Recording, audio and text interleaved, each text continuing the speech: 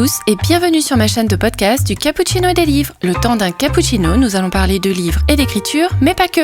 Je suis Jess Angel, j'aime autant lire des histoires qu'en raconter et j'avais envie de partager avec vous tout mon univers. Et quoi de mieux qu'un podcast pour le faire ? Alors allons-y, c'est parti.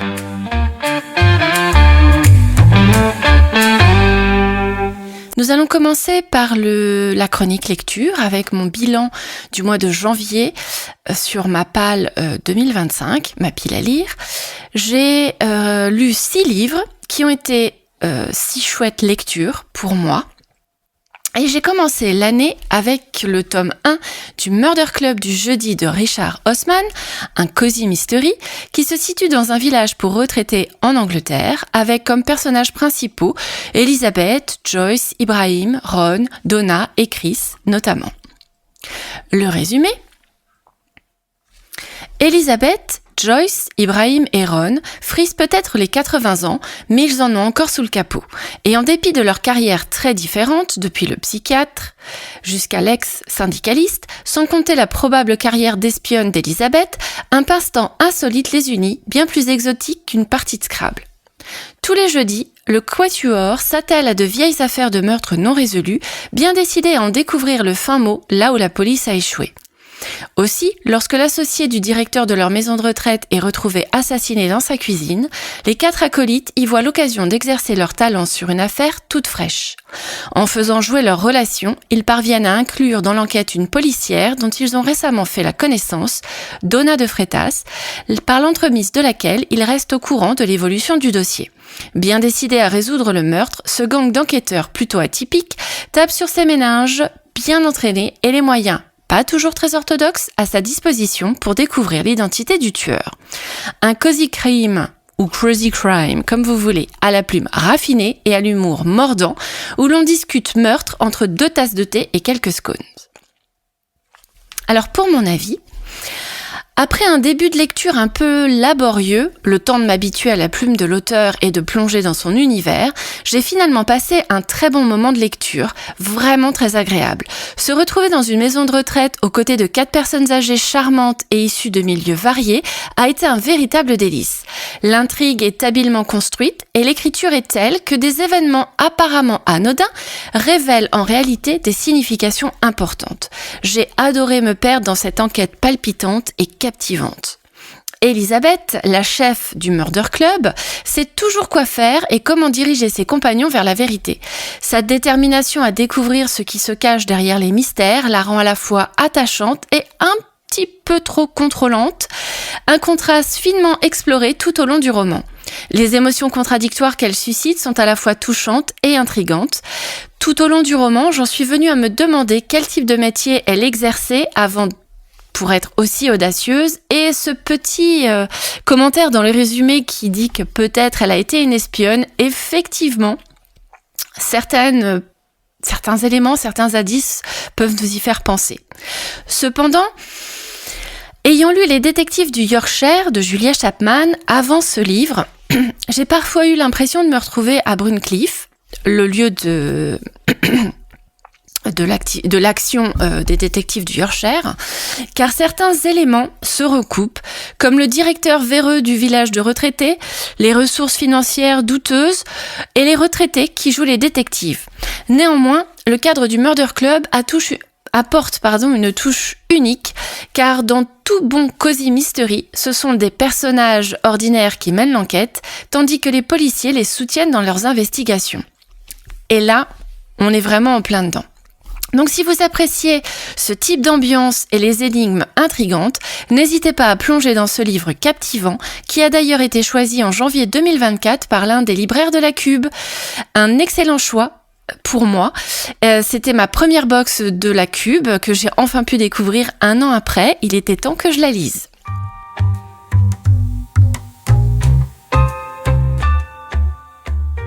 Nous allons passer maintenant à ma 2e lecture du mois de janvier qui s'est portée sur le tome 1 de la série Subdown d'Aurore Vasselin-Lesca, dont vous pouvez écouter l'interview dans un des épisodes précédents si jamais vous ne l'avez pas encore fait.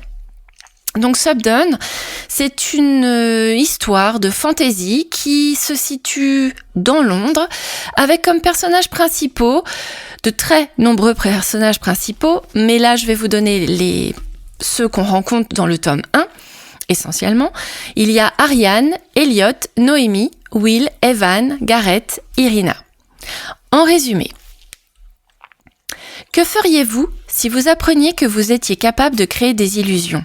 De supprimer la peur ou la douleur, de recouvrir votre corps de glace par la simple force de votre esprit. Seriez-vous de ceux qui se laisseraient griser par l'excitation ou au contraire de ceux qui s'en méfient ? Rechercheriez-vous de l'aide auprès des personnes comme vous qu'on appelle les Subdone ou est-ce que vous préféreriez vous débrouiller seul ? Les traqueurs rôdent, alors décidez-vous rapidement, de brûlants tourments guettent et vous pourriez n'être à l'abri nulle part. Malgré leurs différences, tous les Subdone ont le même objectif, en finir avec les traqueurs. Comment se débarrasser de ceux qui les traquent, comment vivre avec leurs différences dans un monde qui leur est hostile. Toutes les stratégies s'assemblent dans les esprits de nos protagonistes, la question étant maintenant de savoir laquelle s'avérera la plus efficace. Prenez place sur l'échiquier géant et choisissez votre couleur. C'est un résumé qui est plutôt intriguant. Alors, quel a été mon avis ? Eh bien, j'ai vraiment apprécié ce premier tome et j'ai hâte de découvrir le tome 2 qui, heureusement pour moi, sera prochainement lancé dans une campagne Ulule prévue sur février 2025. Alors, que dire sur ce premier opus ? Tout d'abord, l'autrice nous plonge dans un univers richement construit où l'altérité joue un rôle central. On observe une opposition marquée entre les différents camps au sein des Subdone, mais aussi avec les traqueurs. Plus on avance dans l'histoire, plus on s'immerge dans ces deux perspectives. Chaque camp possède des arguments solides, ce qui rend les frontières entre le bien et le mal très floues et reflète la complexité de la nature humaine. Ce livre valorise l'acceptation de la différence et au fil des pages, on ressent toute une palette d'émotions en suivant les très nombreux personnages. L'histoire est rythmée par le duo fascinant formé par Ariane, une héroïne badass, et Will, son compagnon sombre mais étonnamment attachant. Ensemble, ils nous rappellent que tout n'est pas noir ou blanc, mais qu'il existe une infinité de nuances de gris. La richesse de ce récit réside dans la diversité des personnages, chacun ayant un passé unique qui influence ses choix, ses allégeances et ses actions. Ces choix sont souvent difficiles à faire car une question fondamentale traverse le roman. Qui est vraiment légitime dans ses actions ? Et plus encore, tous le sont-ils vraiment ? L'idée que l'union des différences pourrait être une force se dessine peu à peu, et c'est cette complexité que déploie Aurore Vasselin-Lescas tout au long de son intrigue, et c'est ce qui rend ce roman si captivant. Par ailleurs, vous pouvez donc, comme je vous l'ai dit, découvrir l'autrice dans l'une des interviews du podcast. Si ce premier tome vous intrigue, n'hésitez pas à le lire et à suivre l'autrice sur Instagram pour connaître la date de lancement de sa campagne Ulule pour le tome 2. De mon côté, je serai présente au rendez-vous.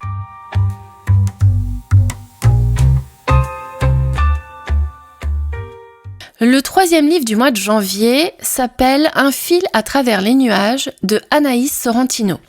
C'est un livre du genre fantastique qui se situe dans un monde entre l'enfer et les limbes. Les personnages principaux sont Angelica, Nicolas, Albin et Capucine. En résumé, on va commencer par l'accroche, une ville morte, des ruelles fantômes, des bâtisses creuses, du toc. Un assemblage bancal de souvenirs reconstitués, pétrifiés, intemporels, des âmes errantes. Capucine, résidente aguerrie de ce monde désolé, en connaît les monstres. Elle guette les nuées à l'horizon, elle évite les autres réfugiés, jusqu'au jour où elle rencontre Albin, un scaphandrier relié au ciel par le conduit de son casque. Fil incongru s'élevant à travers les nuages. De la série d'événements qui l'a propulsé ici, il ne garde que des souvenirs éparses. Est-il mort ? Nicolas se réveille au milieu d'une forêt, son smoking fichu, un portable qui ne capte pas, et plus qu'une cigarette en poche. Ses compagnons d'infortune semblent aussi fous les uns que les autres. Est-ce l'enfer ? Le purgatoire ? Mais que fait une gamine comme Angelica dans un monde pareil ? Alors, mon avis. Dès le premier égard, l'illustration de la couverture réalisée par l'autrice elle-même m'a captivée. J'ai eu le plaisir d'acheter ce livre lors du Salon du Livre de l'Ouest Hurlant à Rennes en 2024 et il est indéniable que cette couverture a été le premier élément qui a attiré mon attention. La phrase d'accroche, une ville morte, des ruelles fantômes, des bâtisses creuses, du toc, un assemblage bancal de souvenirs reconstitués, pétrifiés, intemporels, a ensuite confirmé mon choix avec une promesse d'intrigue et de mystère. Et que dire du texte ? Il est à la hauteur de cette magnifique couverture. J'ai dévoré ma lecture tant il s'agit d'un véritable page-turner.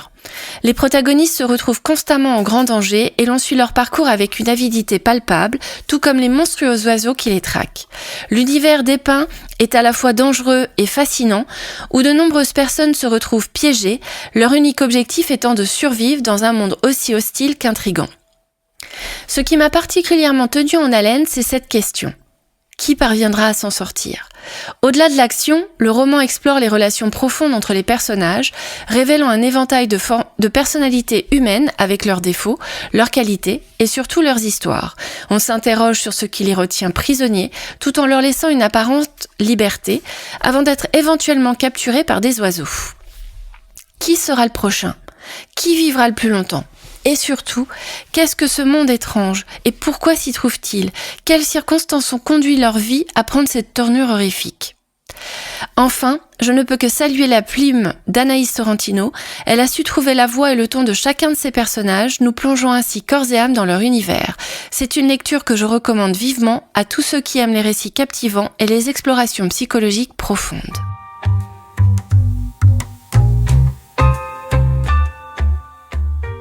Ma quatrième lecture, et pas des moindres, a été Une fenêtre sur les ténèbres de Rachel Gillig, ou Gillig. C'est un livre qui se situe pour moi entre une fantasy gothique et une dark fantasy. Enfin, je crois que c'est comme ça qu'on appelle ça. La citation qui me plaît le plus dans ce roman, c'est « Son baiser fut comme un fantôme sur mes cheveux noirs ». J'adore cette phrase, je la trouve vraiment trop belle et j'espère qu'en ces quelques mots, je vous mets dans l'ambiance. Le cadre de cette histoire, c'est Bourde, le royaume de Bourde, et les personnages principaux sont, alors j'espère que je vais bien prononcer, Elspeth du Fusain, Ravine, Gespire et Émoridif, Ormond du Cormier et sans oublier Cauchemar.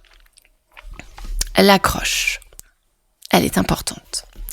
La magie sans le sel, là, sens-tu dans la brume, dans les cartes, dans ta propre demeure. Dans le royaume de Bourde, la brume dévore tout. Ceux qui la respirent contractent la fièvre, mortels pour la plupart, ceux qui en réchappent développent des dons interdits pour lesquels ils sont pourchassés et exécutés par l'ordre des destriers. Survivante de la fièvre, Elspeth du Fusain fait tout pour dissimuler son pouvoir à son entourage, mais l'ancienne créature au caractère versatile qui rôde dans son esprit rend cette tâche impossible. Sa vie bascule lorsqu'elle rencontre Ravine Dif, neveu du roi. Propulsée dans un monde d'ombre et d'intrigue, Elspeth accepte de l'aider à lever le sort qui empoisonne le royaume, entrevoyant l'espoir de soigner son propre mal. Ensemble, ils devront rassembler les 12 cartes de Providence, mais tout a un prix. Et la créature qui corrompt l'esprit d'Elspeth pourrait bien lui arracher son ultime espoir. Les ténèbres de Rachel Gillig a été une lecture absolument captivante. J'ai été enchantée de suivre le parcours d'Elspeth et de Cauchemar, l'esprit qui la hante, une relation complexe qui oscille entre dualité et profonde amitié. Depuis 11 ans, Elspeth partage son corps avec cet être mystérieux et à 20 ans, la question centrale demeure. Qui du monstre ou de la jeune fille prendra le dessus dans cette lutte intérieure ? Le roman soulève des interrogations fascinantes. Peut-on vraiment ignorer l'infection qui ronge leur être ? Tous les infectés sont-ils une menace ? Ou certains de leurs pouvoirs peuvent-ils être une force pour le bien commun ? La différence est-elle un handicap ou une source de puissance pour ce peuple soumis à la brume maléfique ? Les personnages, chacun avec des personnalités bien définies, enrichissent l'intrigue et nous plongent dans un système de magie épatant, illustré par les cartes de Providence. Ces arcanes semblables à des tarots possèdent des pouvoirs uniques, ajoutant une dimension stratégique à l'histoire. Le vieux livre des aulnes, leur Bible, éclaire les mystères de leur univers, rappelant que la magie a toujours un prix. Quels sacrifices devront-ils consentir pour transcender leurs différences et les transformer en force ? Les relations qu'Elspeth entretient avec Cauchemar et Ravine rythment le récit avec une intensité palpable, maintenant le lecteur en haleine. J'ai adoré l'atmosphère sombre et immersive de ce livre, où chaque page nous entraîne plus profondément dans l'intrigue et la compréhension des enjeux de cette histoire. C'est une œuvre qui ne laisse pas indifférent et qui mérite d'être découverte. J'ai hâte de me plonger dans la lecture du tome 2, que je me suis déjà empressée d'acheter dès que j'ai pu, dans sa version collector de toute beauté. Restez connectés, je vous en dirai des nouvelles.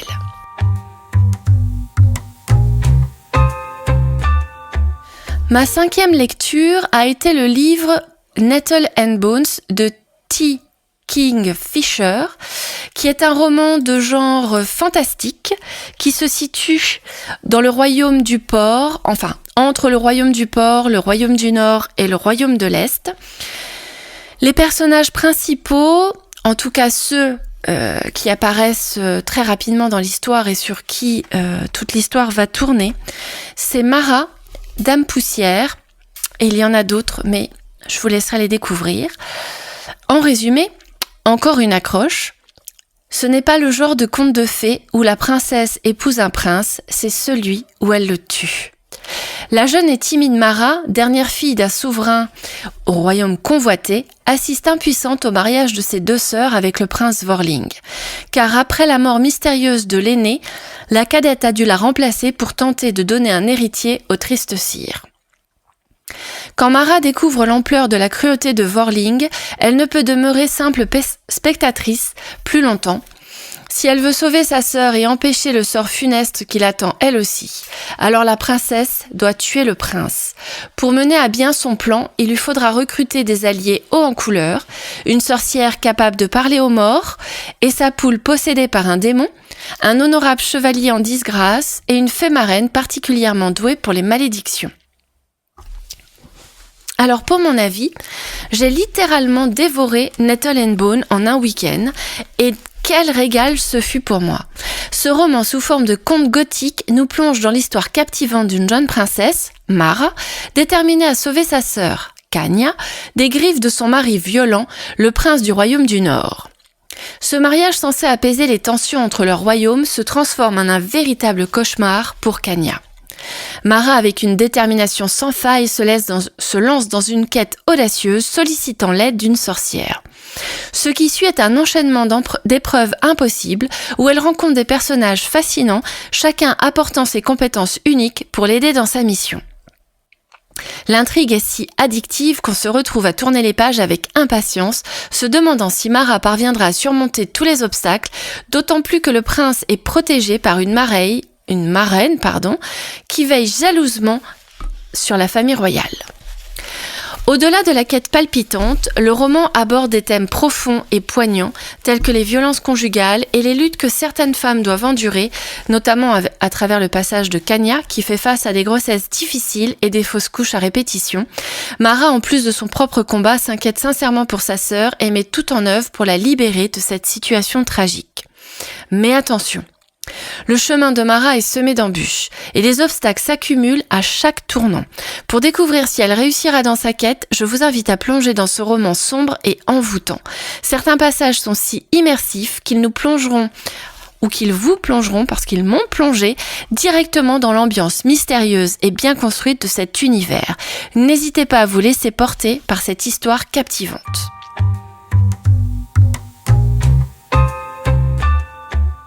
Le 6e livre que j'ai lu, c'est le tome 1 de la série Alecantia de S.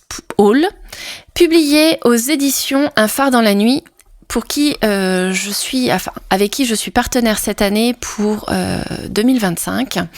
C'est un livre de fantasy young adulte qui se situe entre Alecantia et, alors j'espère que je le prononce bien, Maïstilis. Les personnages principaux sont Emina, Laïra et Prilion et de nombreux autres personnages, bien entendu. Le résumé: Xortius ne fut repoussé qu'après beaucoup de chaos, de morts et de disparitions inexpliquées. Qui aurait cru que des décennies plus tard, le royaume réussirait peu à peu à se reconstruire, mais sans l'harmonie des temps passés. plus rien ne serait jamais comme avant, sauf si. Emina n'a que 18 ans lorsqu'elle apprend qu'elle est promise à un destin bien plus grand qu'elle ne l'avait imaginé. Devenue l'élue, c'est sur ses épaules que repose à présent la vie de son peuple. Face aux dangers et à l'armée de Xortus, un magicien banni, elle devra parcourir les terres de ses ancêtres et obtenir l'aide des elfes, des nains et des autres communautés magiques. Parviendra-t-elle à sauver son peuple de la menace qui pèse sur lui ? Telle est la question. Alors, mon avis. C'est le genre de livre que je me vois bien conter autour d'un feu de camp, dans une forêt en Bretagne, entourée de jeunes attentifs et captivés par la quête d'Emina. L'autrice, Eshol, a su créer un univers vaste et fascinant, peuplé de liens enchanteurs, de lieux enchanteurs, de créatures fantastiques et d'une histoire riche et profonde. J'ai vraiment apprécié voyager à travers ces contrées aux côtés de l'héroïne, Emina, dont le parcours est à la fois inspirant et émouvant. Chaque lieu et chaque rencontre façonne notre personnage principal, l'amenant à embrasser son destin d'élu, celle qui doit guider son peuple vers la victoire face à un mal omniprésent. Les liens sincères et profonds qu'elle tisse avec les personnes qu'elle croise renforcent son rôle d'élu et ajoutent une belle dimension humaine à son aventure. Son voyage est parsemé de défis qui lui permettent de construire son destin et son arrivée à l'école de magie marque un tournant essentiel dans son apprentissage. Grâce à ces enseignements, elle commence à découvrir la force qui sommeille en elle. Cependant, j'aurais aimé explorer davantage les failles de son personnage et en apprendre plus sur son passé, ses parents et sur ce qui la rend si unique. Peut-être que ce premier tome est avant tout une introduction à son parcours initiatique et que les prochains tomes nous révéleront davantage sur ses origines et ses luttes intérieures. Si vous êtes passionné par les quêtes épiques, l'apprentissage de la magie et les histoires de courage, je vous encourage vivement à plonger dans ce conte enchanteur. La promesse d'une aventure captivante vous attend et il sera passionnant de découvrir si la victoire sera au bout du chemin pour Emina. Passons maintenant à la chronique d'écriture. Alors, ce mois-ci, j'ai bien profité pour pouvoir écrire et notamment j'ai commencé le mois de janvier avec l'atelier d'écriture organisé par David Brie à la médiathèque de ma ville. Dans le cadre d'un concours de nouvelles organisé par la CC2M de notre région, David Brie a animé un atelier d'écriture auquel j'ai pu participer. Je ne sais pas si je participerai à ce concours car les délais sont un peu courts pour moi, la deadline étant au 10 février 2025 à minuit, mais ce fut avec un grand plaisir que j'ai pu profiter de cet atelier.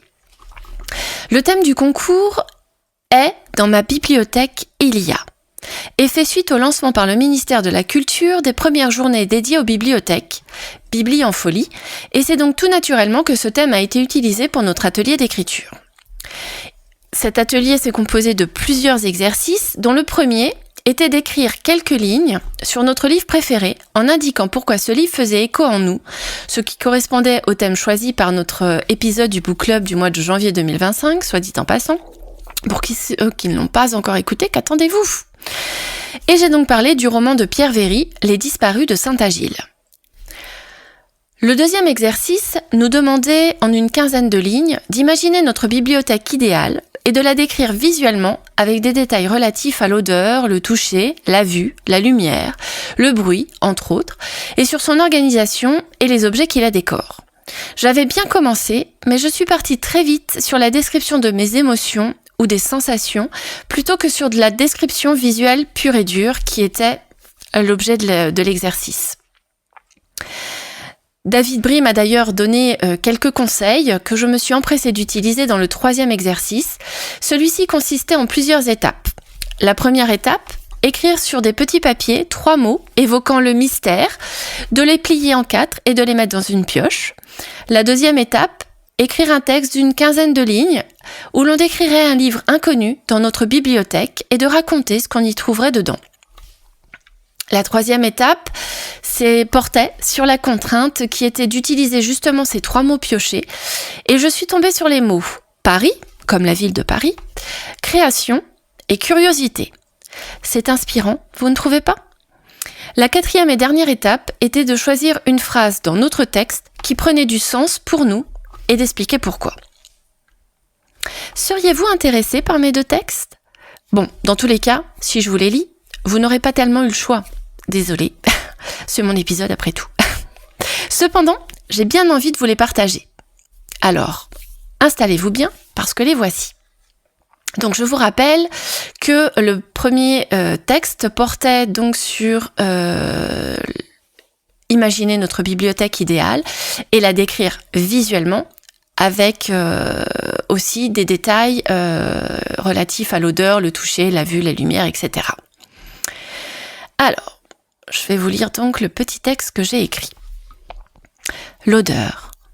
J'ai besoin de cette odeur de poussière, de papier. Je ne pense qu'à ça. Les yeux fermés, je ne pense qu'à elle. Cette odeur du souvenir, cette odeur de pluie. Oui, de pluie. Quand il fait froid dehors, que le ciel s'assombrit et que l'orage tonne au loin. Je me dépêche, je cours presque. Je veux me retrouver dans cet espace rien qu'à moi. Je passe la porte, jette mes affaires sur le sol et me pose devant elle. Je la regarde, je l'admire. Je me sens en sécurité ici. Je m'approche et passe un doigt sur toutes les couvertures. Cet océan de couleurs tel un arc-en-ciel, cette douceur sous mes doigts, mes livres, mes précieux.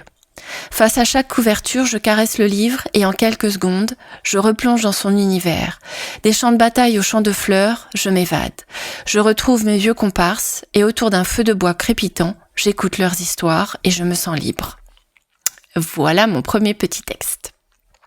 Passons maintenant à au deuxième exercice, à la deuxième étape, qui était de créer un petit texte avec les mots qu'on avait piochés. Donc moi, je vous rappelle, c'était Paris, création et curiosité. Et donc, voici le texte que j'ai écrit pour cet exercice. Sous les toits, la pluie fait un bruit assourdissant. Inquiète, je lève les yeux vers le haut et là, caché entre mes livres rouges et verts, un livre que je ne connais pas. Comment a-t-il pu atterrir là ? Ma curiosité face à ce mystère s'agite et je me lève pour le savoir. Délicatement, d'abord, c'est peut-être un piège, je le ramène vers moi avec la lenteur d'une tortue. Pourquoi ai-je si peur ? Ce n'est qu'un livre, quel mal peut-il me faire ? Intriguée, je regarde sa couverture. Elle est en cuir et me fait penser à un vieux grimoire de magie. Pourtant, sa vue ne m'effraie plus. Les mots s'affichent l'un après l'autre pour en découvrir le titre. L'auteur devait être très inspiré. La création. En un mot, il voulait dire tout et n'importe quoi. Quel en était le sens ? La quatrième de couverture ne m'aide pas non plus. Il n'y a rien d'écrit, à part la devise « Fluctuat nec mergitur », celle de Paris. Mais qu'est-ce que c'était que ce livre ? L'orage redoublait ses efforts. À travers la fenêtre, le tonnerre et les éclairs s'exprimaient de plus belle. Le moment idéal pour découvrir un livre mystérieux. Assise sur mon fauteuil, près de la cheminée, je me décidai à l'ouvrir à la première page. M'imprégnant de tout mon être, je lisais les premiers mots. « Si tu lis ce livre, c'est que je suis mort. » Voilà. J'espère que ces textes ne vous ont pas ennuyé et que leur lecture a été quand même, somme toute, agréable. Et donc, n'oublions pas la dernière étape, qui était de donner dans mon texte la phrase qui avait du sens pour moi. Et celle que j'ai choisie, c'est « Ce n'est qu'un livre, quel mal peut-il bien me faire ?» Et ma réponse est simple, parce qu'on ne sait jamais quelle surprise nous réserve un livre. Ensuite, durant ce mois de janvier, j'ai également participé au premier MOOC d'écriture de Cécile Duquesne, qui s'occupe de l'école d'écriture 2.0, dont je vous ai déjà parlé de très nombreuses fois, puisque j'ai déjà suivi plusieurs de ses formations. Et là, sous forme d'un petit atelier d'écriture, nous avons travaillé sur ce qui fait une bonne première phrase. Vous savez, celle qui en quelques mots doit vous donner le ton du roman. Eh bien, c'est une étape très importante pour décrire en quelques mots qui fait quoi, où, quand, comment et pourquoi. Cécile nous a aidé à reconnaître les techniques qui peuvent tout de suite permettre au lecteur d'entrer dans l'histoire, tout en étant clair et mystérieux. Avec 3 petits exercices, elle nous a aidé à transformer notre première phrase en une belle entrée en matière. Si vous souhaitez participer au prochain MOOC d'écriture, qui aura lieu le 16 février à 17h, n'hésitez pas à vous inscrire directement sur son site internet, donc sur savoir-du-6-écrire.fr/MOOC, MOOC 2025. C'est gratuit et Cécile Duquesne est une formatrice que j'apprécie énormément, comme je vous l'ai déjà dit à de très nombreuses reprises. Vous pouvez également vous inscrire à sa newsletter La Quotidienne et recevoir tous les jours de la semaine de précieux conseils pour vous aider à avancer dans vos projets. Pour ma part, j'ai déjà suivi 14 de ces formations, 13 exactement plus une qui m'attend encore, faut que je me pose pour la faire, et 4 gammes d'écriture qui m'ont beaucoup apporté et appris. Je ne peux que vous la conseiller.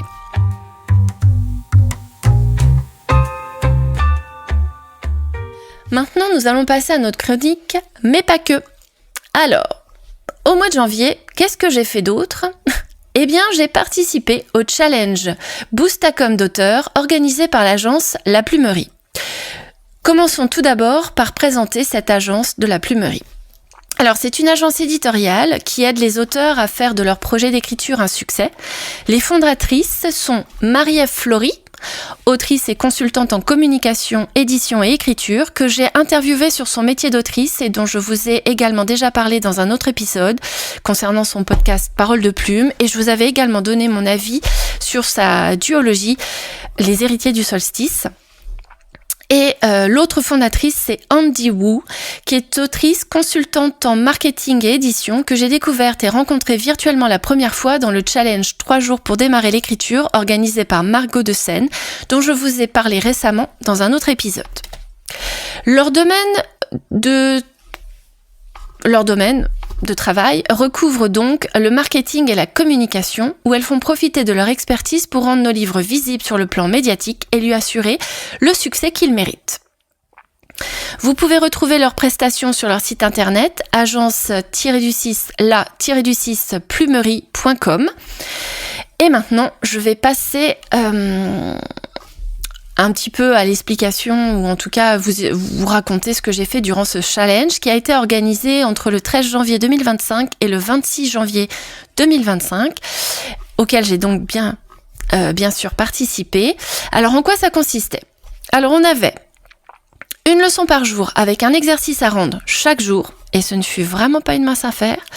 2 lives par semaine, soit 4 lives au total, puisque cette formation a duré à peu près 10 jours, 2 semaines, et un Discord à notre disposition pour publier nos exercices et discuter entre nous et avec les organisatrices.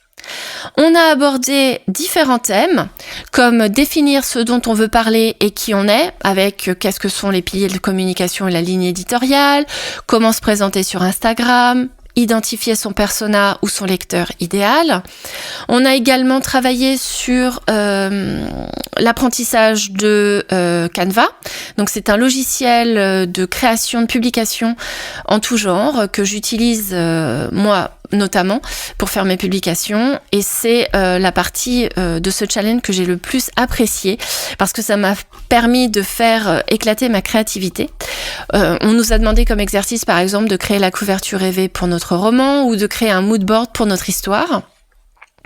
On a appris ensuite à se raconter avec le storytelling, qui a été pour moi l'exercice le plus dur à réaliser, vraiment, mais bon. Le résultat est quand même au rendez-vous.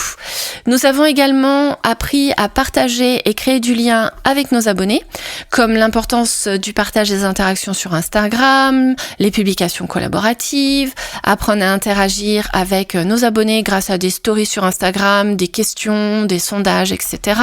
Et on a également appris à créer une FAQ, foire aux questions, en story sur Instagram. Et ça aussi, c'est une des parties que j'ai le plus aimées. Nous avons ensuite avancé sur l'organisation et apprendre à prévoir les choses en avance, comme créer son calendrier éditorial. J'ai essayé de suivre leurs conseils, mais je suis pas sûre de réussir à m'y tenir, mais bon, on verra bien. On a donc appris à préparer ce dont on va parler et à organiser nos publications pour pouvoir les programmer à l'avance, par exemple. Et en dernier lieu, on a appris à utiliser Instagram, tout simplement. Apprendre ce que sont les hashtags et comment les utiliser correctement. Apprendre à analyser son tableau de bord professionnel. Malheureusement pour moi, les chiffres et les stats, c'est nébuleux. C'est comme si je lisais une langue étrangère, sans dictionnaire. Alors autant vous dire que c'est la cata pour moi. Ce n'est pas l'exercice que j'ai préféré, même si elles nous ont permis de mettre des mots sur ces nombres et de comprendre à quoi ils correspondent. C'était quand même un exercice intéressant. Et nous avons appris aussi quelles étaient les bonnes fréquences, par exemple, pour poster sur Instagram. Lors des 4 lives, nous avons abordé des sujets également très intéressants avec une approche très accessible pour la novice que j'étais en commençant. Donc, comme je vous disais un peu plus haut, on a parlé des piliers de sa communication et la ligne éditoriale. On a appris à utiliser Canva pour créer des publications. Vraiment, ce logiciel, c'est une vraie merveille. Si vous ne le connaissez pas, je vous le conseille. Il y a une version gratuite qui peut vous permettre déjà d'utiliser pas mal de visuels pour pouvoir créer des publications. Franchement, c'est très intéressant. On a également appris à créer son planning édito et à ajuster sa communication en fonction des statistiques d'Instagram. Alors, mon avis général sur ce challenge de Boost ta com d'auteur sur Instagram. Donc, je dois dire que pour 15 € seulement, c'était une expérience incroyablement enrichissante. Le contenu était très dense et je ne vais pas vous mentir, cela a demandé un investissement de temps considérable. Après mes journées de travail, j'ai passé de nombreuses soirées et week-ends à mettre en pratique les conseils et astuces que j'ai appris. Cela a été un vrai défi de jongler entre mes responsabilités et les exigences du challenge, mais je ne le regrette pas du tout, même si je n'ai pas écrit une ligne de mon roman pendant ce laps de temps. Et ouais, on peut pas tout faire. On peut pas communiquer et écrire. Ce que j'ai trouvé particulièrement fascinant, c'est que j'ai appris plus en 15 jours qu'en plusieurs années de publication sur Instagram. J'ai assimilé de nouveaux concepts, créé des publications presque tous les jours et trouvé des idées créatives sans même m'en rendre compte. Le temps a filé à une vitesse incroyable et je ne me suis jamais ennuyée. Bien sûr, certains exercices étaient plus difficiles que d'autres, surtout quand il s'agissait de maîtriser de nouveaux outils, mais c'est tout le charme de l'apprentissage. Sortir de sa zone de confort. Parmi les exercices que j'ai trouvés les plus amusants, il y avait donc, comme je vous ai dit, la création de la couverture de son livre ou son moodboard, enfin le moodboard qui montre visuellement de quoi parle notre histoire, la création d'une publication collaborative également, et la foire à questions. En somme, ce challenge a été une expérience passionnante et très instructive. Je suis reconnaissante à l'agence La Plumerie pour son soutien, car cela m'a permis de me concentrer sur l'essentiel tout en développant mes compétences en communication et de rencontrer de nouvelles personnes également, puisque grâce au Discord, j'ai pu rencontrer les autres challengers. Je recommande vivement ce challenge à quiconque souhaite améliorer sa présence en ligne. Donc restez connectés pour voir la prochaine session. Voilà pour mon retour d'expérience. Si vous voulez en savoir plus, n'hésitez pas à visiter leur site internet agence-la-plumerie.com, car l'agence La Plumerie existe pour seconder les auteurs sur leur communication afin que ces derniers puissent entièrement se consacrer à leurs écrits. Alors, n'hésitez pas.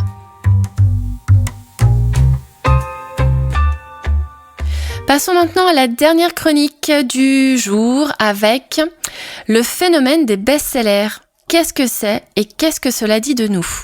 En tout cas, là, vous aurez que mon avis puisque c'est un sujet très vaste parce que il y a plusieurs réponses.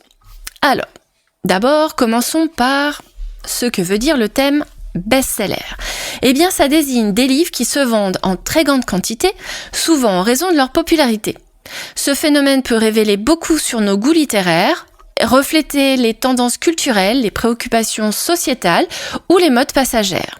Les best-sellers témoignent de ce que les lecteurs recherchent, qu'il s'agisse d'évasion, d'émotions intenses ou de réflexion sur des sujets particuliers. Cependant, il est essentiel de souligner que le succès commercial ne garantit pas toujours la qualité littéraire. Certains best-sellers sont effectivement bien écrits, tandis que d'autres doivent leur popularité à des stratégies marketing efficaces. Ce contraste nous pousse à réfléchir à nos préférences de lecture et à la diversité des goûts au sein de la communauté littéraire. Parce qu'un livre devient souvent un best-seller grâce à plusieurs éléments. Une histoire captivante et bien construite qui attire les lecteurs, c'est essentiel, un marketing qui joue également un rôle crucial, une promotion adéquate, des critiques élogieuses et le bouche à oreille peuvent considérablement influencer les ventes. De plus, une couverture attrayante et un titre accrocheur sont essentiels pour susciter l'intérêt. Enfin, aborder des thèmes universels ou d'actualité permet de toucher un large public, contribuant ainsi au succès d'un ouvrage. Un best-seller peut résulter d'une campagne marketing réussie, comme je vous le disais, mais cela ne signifie pas nécessairement qu'il s'agit d'un mauvais roman. Parfois, un livre résonne profondément avec un large public grâce à son intrigue, ses personnages ou son style d'écriture. Néanmoins, certains best-sellers, bien qu'ils aient connu un grand succès commercial, ne plaisent pas à tout le monde. La difficulté d'un livre reste la qualité d'un livre, et ça en fait sa difficulté aussi, c'est que ça reste souvent subjectif. Ça dépend des goûts de tout un chacun. Lorsqu'un ouvrage est étiqueté comme best-seller, ça peut influencer la perception du livre, attirer l'attention, inciter davantage de personnes à l'acheter, ce qui crée un cercle vertueux, puisque si vous voyez marqué best-seller, vous allez l'acheter, donc plus vous allez l'acheter, plus ça va devenir un best-seller. Il est indéniable que cette étiquette peut façonner les décisions d'achat des lecteurs en suscitant l'idée que le livre doit être de qualité ou captivant. Cependant, le succès d'un livre repose également et heureusement sur d'autres facteurs tels que le bouche à oreille, les critiques et les thèmes abordés. En fin de compte, chaque lecteur a ses propres préférences, ce qui fait qu'un livre est un best-seller pour certains peut ne pas résonner de la même manière pour d'autres. L'important est de trouver des livres qui vous parlent personnellement, qu'ils soient des best-sellers ou non. Voilà.